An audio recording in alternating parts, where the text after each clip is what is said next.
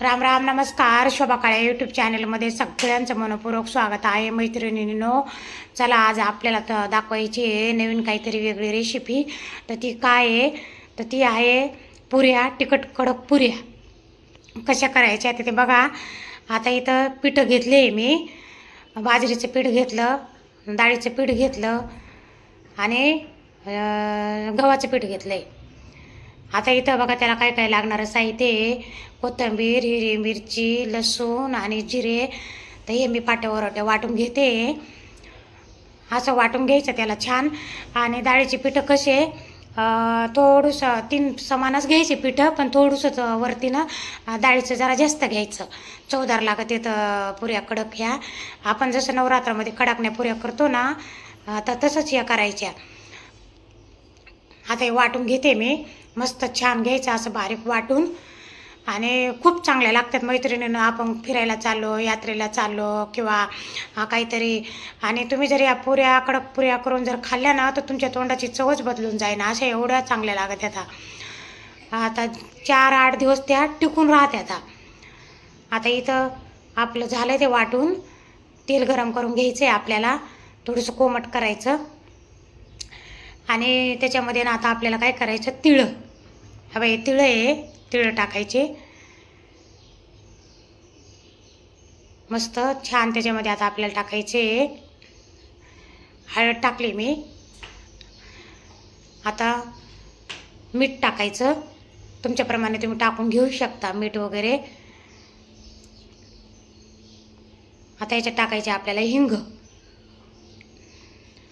अशा कडक तिखट पुऱ्या करायच्या, खूप चांगल्या लागतात खायला, इतक्या चवदार. जेव्हा मी पुऱ्या कडक हे करत होते ना, इतका घम घम घम घम छान वास सुटला होता घरामध्ये, मसाला वाटत होते तेव्हाच. आता हे पिठं आपल्याला ह्याच्यामध्ये मिक्स करायचे. आता हे लईच कडक नाही केलेले मी, थोडं पाणी टाकलेलं आहे, तर ह्या थोड्याशा कडक नरम झालेले आहे. आणि खूप जास्त जर कडकच करायचे असेल ना आपल्याला कडाकण्यासारख्या, तर पाणी कमी टाकायचं आणि तेल कोमट करून थोडं जास्त टाकायचं, मग त्या कडक होत्या. आता याला आपल्याला ना आता तेल टाकायचे वरून आणि छान मळून घ्यायचं, एकजीव करून घ्यायचा मस्त.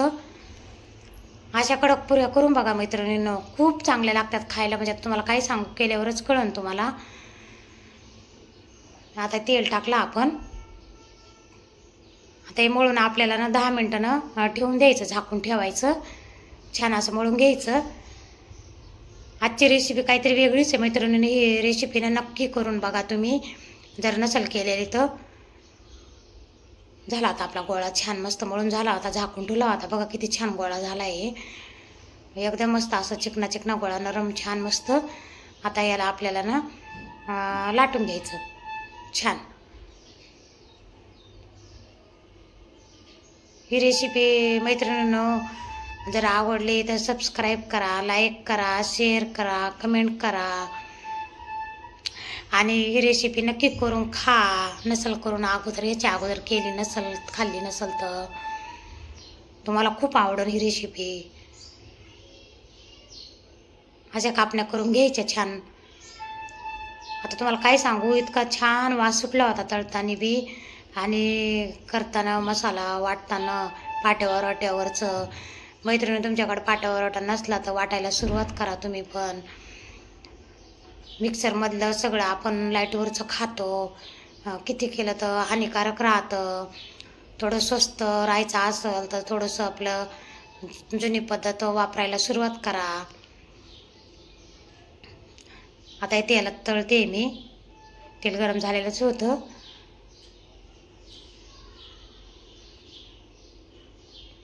मैत्रिणींनो नक्की करून बघा, ही रेसिपी खूप चांगली आहे. आता तुम्हाला केल्यावर कळलंच.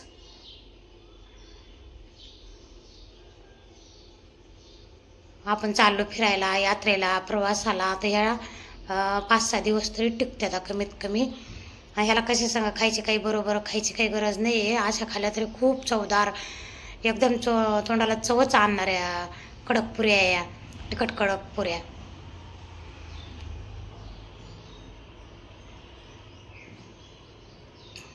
झाले बघा छान मस्त तळून.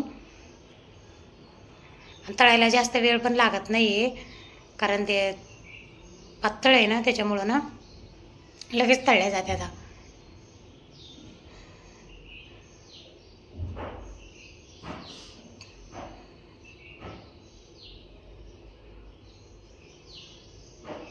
व्हिडिओ खूप मोठा घेतला वाटतं.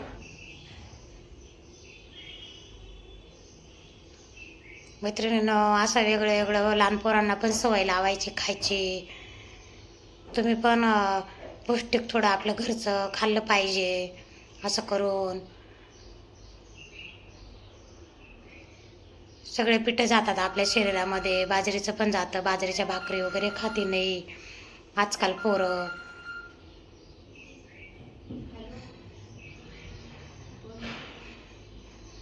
छान तळल्या जातात बघा. अशा तळून घ्या. झाल्या तळून बघा किती छान दिसायल्यात. कलर पण मस्त आलेला आहे मैत्रिणींनो.